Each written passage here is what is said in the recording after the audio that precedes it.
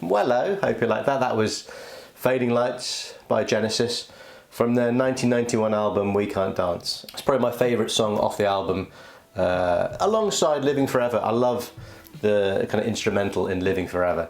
But We Can't Dance is you know, one of the kind of later, one of the final Genesis albums really, and it's not really regarded as one of their best, but it's the album that I know the most because my dad was into, my parents were into Phil Collins and Genesis and stuff, and I remember they bought this album and I really loved the cover art in 1991, so I would have been like 10 years old.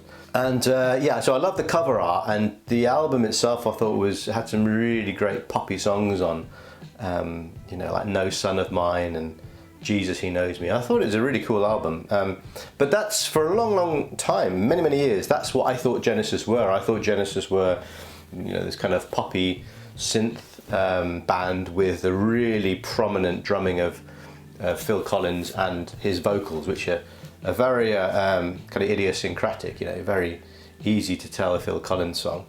Yeah, so I didn't really distinguish a difference between Genesis and Phil Collins' solo work. It was only until very recently that I got into the 70s Genesis, and I've got to say, I absolutely love it. All this time I've been missing out on that kind of early Peter Gabriel era Genesis, and I think it's amazing. The Lamb Lies Down on Broadway is probably one of the best albums I think I've ever heard, and I highly recommend it if you haven't heard it. It's unbelievable. It's so good. You know, it's, some people would call it prog rock, progressive rock. Some of the stereotypical things about prog rock were, at least as I see it, stuff like folk influences, almost some kind of fantasy or mythical influences to the lyrics and what the songs are about.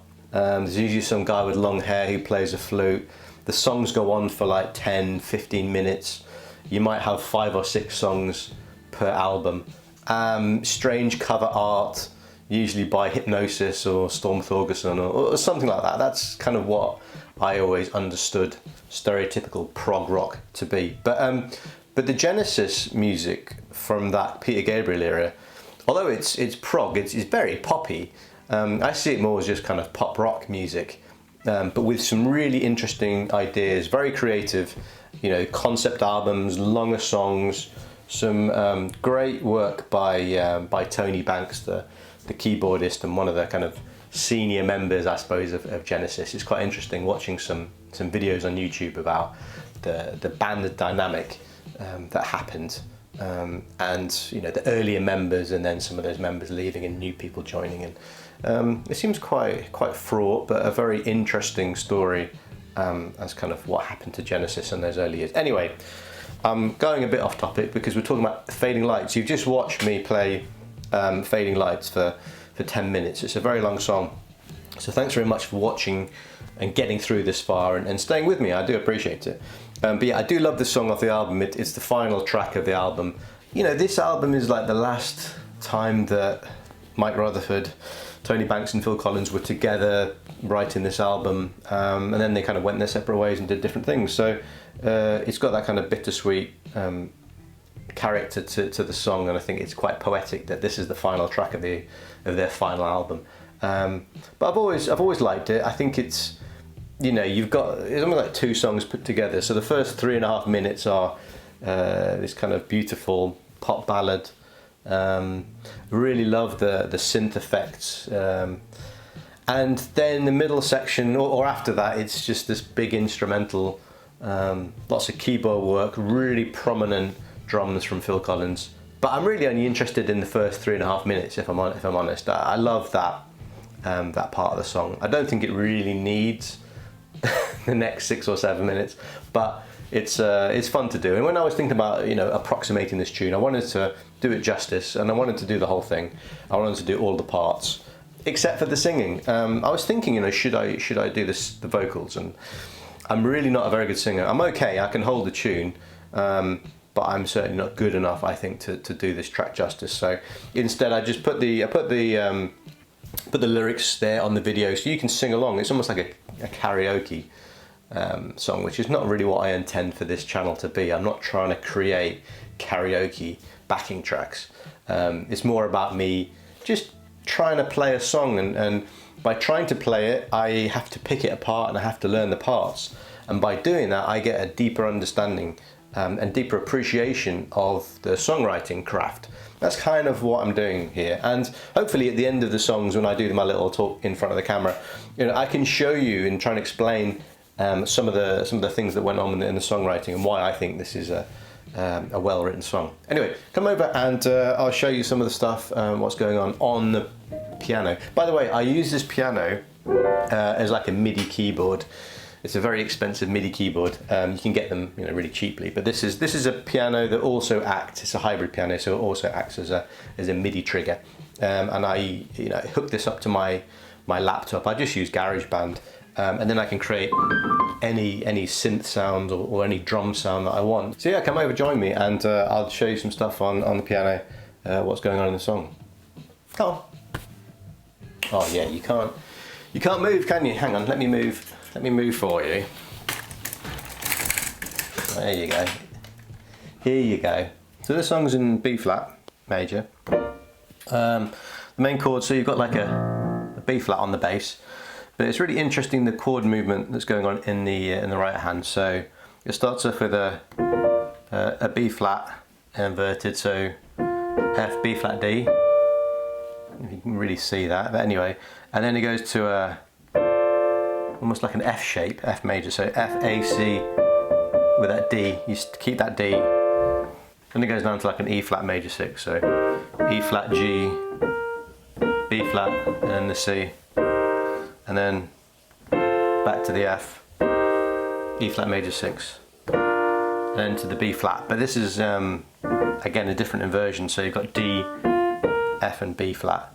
So yeah, it starts off F, B flat, D, and then it ends on D, F, B flat. So it's really nice movement. There's lots going on, but there's really subtle movements, and that's what I've noticed when trying to work out Tony Banks's keyboard parts. It's really clever the way that he uses inversions to get like a really smooth movement between these chords. And then I like this, that C and the D little cluster there. Gives it a nice quality as well. And there's this strange chord which I think really defines the song. I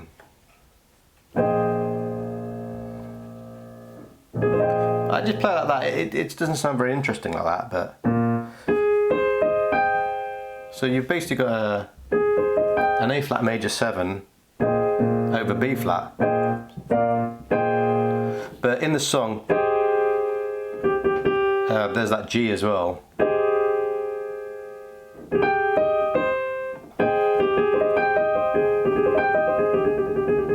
So you see there, it's a G, A flat, C, E flat, G.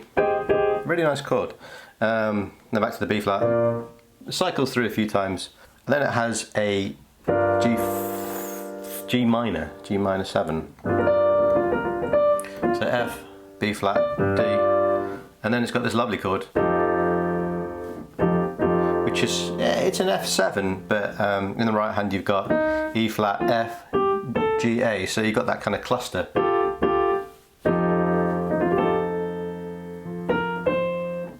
And the clusters just sound really lovely on like a synth pad.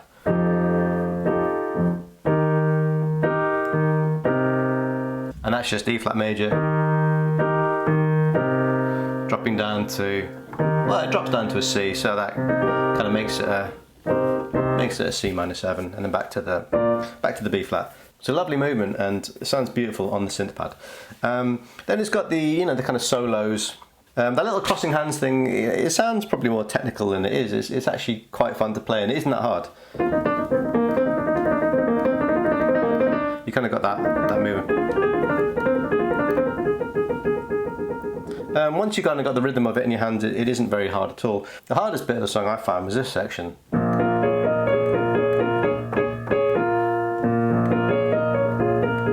It's really difficult fingering on the right hand. I don't know if you can see that, but it's kind of like first and third, second and fourth, third and fifth. But to me, that's a difficult movement. I'm not the best pianist, obviously. It took me a while to get that in my fingers. It's a bit like Linus and Lucy by what's his face, Vince Guaraldi trio. It's kind of got that.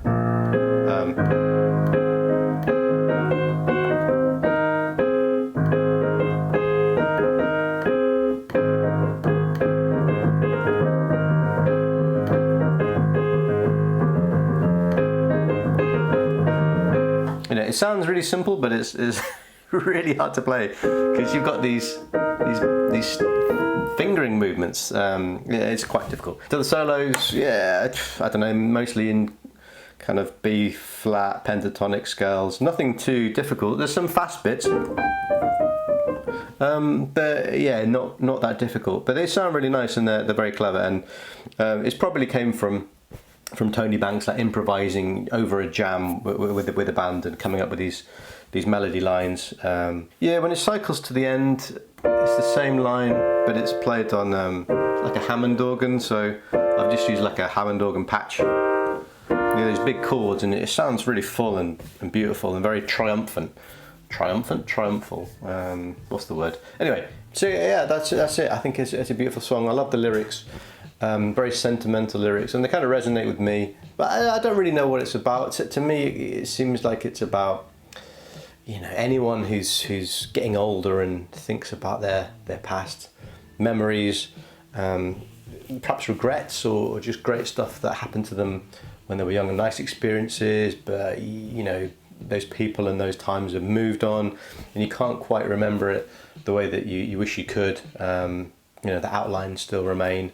So in a way it's kind of about, I think that it's kind of about death or dying and being in the end of your life and just thinking back at some of those nice times that you had in life, and the sad fact that you can't really remember them the way that you want to, but you know that it was a good memory. I think that's kind of what it's getting at. Anyway, I'll leave it there because I've been talking for far too long. Again, thanks very much for watching the video this far.